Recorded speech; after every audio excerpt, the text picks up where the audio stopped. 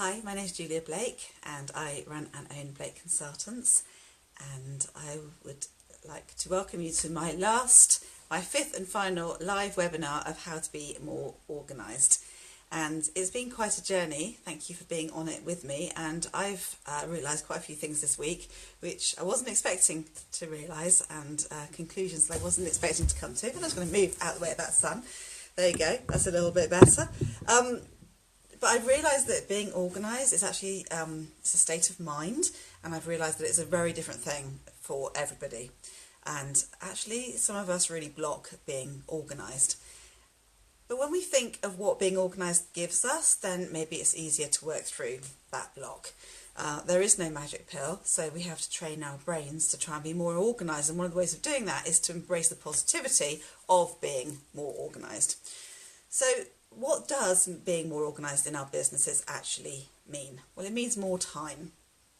It means more time for us to do what we want to do to grow our businesses. And that's because we're reducing the time it takes to do repeatable tasks. It means that we can be more productive during that time because we have less to think about. So it frees up our headspace to be creative and problem solve. And that's really, really important when you're running your own business. And the overall effect of those three things is that being more organised gives us the ability to increase our net profit because it reduces costs and it increases our income because we're able to reach more people, potentially get more clients or make more of the clients that we already have along the product staircase, for example. So it gives us the ability to grow our businesses.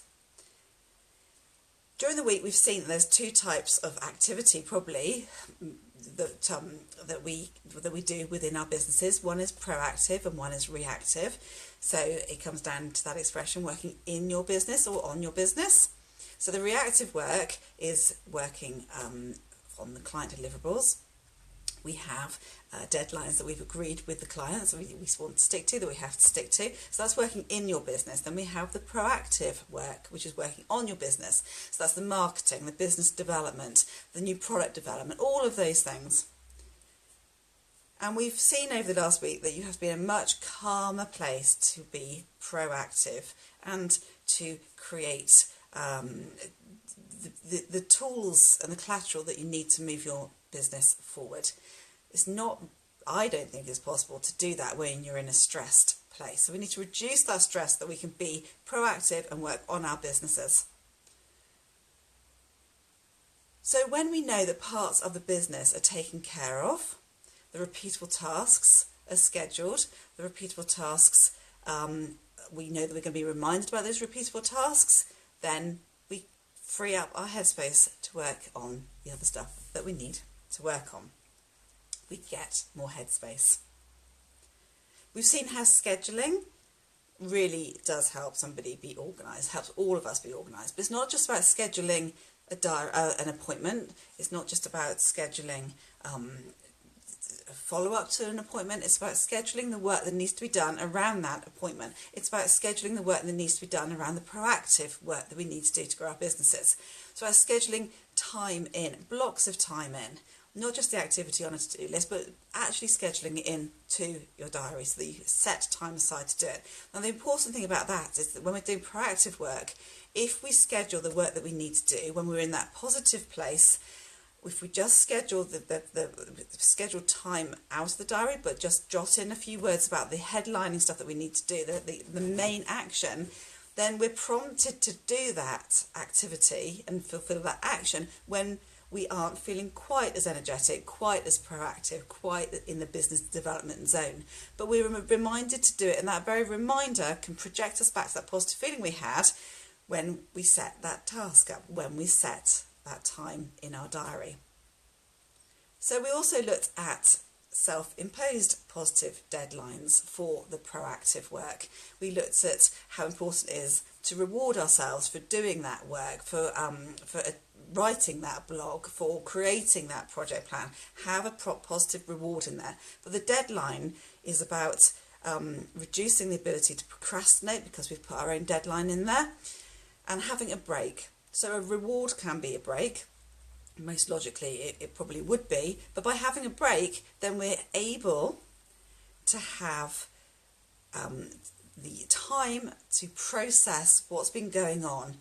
When we process what's been going on in our heads, then we can actually enable new thoughts and creativity to pop into our heads. If we're bogged down and stressed, then those creative thoughts don't come up, and we don't problem solve, and we don't create. It's not great. You can't create when you're in that stressed place and your head is just buzzing with everything else. We've also seen that various tasks in our businesses are repeatable, and a number of tasks make up a process. So we've seen how we can actually break those tasks down, schedule those tasks, and actually think of how to reduce the amount of time it takes to complete each of those tasks. So we talked about having a bank of collateral, a master set of documents that we can draw on and use. So if we're constantly repeating a task, say a follow-up email, then draft the email content, save it. So all you need to do is cut and paste, and then personalize it, and away you go. All of these things are about training the brain to be more organised. And it's the metaphor is, if we want to have a fitter body, then we go to the gym and we train. We invest the time and energy into exercising, and we get the fitter body. And that's the same with being organised. If we invest the time and energy into our brains to give positive rewards, then we are actually training ourselves to be more organised. We've also seen that there are systems out there that will help us do that. And with investment of time and energy, they really can add value to our businesses, because they prompt us to actually do the thing that we have asked them to prompt us to do. So they'll prompt us to do elements of a task, or they'll prompt us to follow up with somebody. And we've seen that they're cost effective and they pay dividends. They really do pay dividends on the investment of time and energy that we have to commit to set the systems up. What they do is enable us to run our businesses in a much more efficient way. We do have to invest that time and energy into setting them up in a way that reflects our business.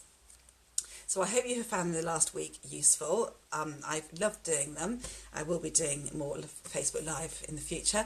But today, as a thank you, I want to offer out a competition, which is the winner will receive an hour of my time, which will be completely dedicated to helping them be more organised in their business. And we'll do it on Skype, so we can do it from anybody around the world. We'll arrange time.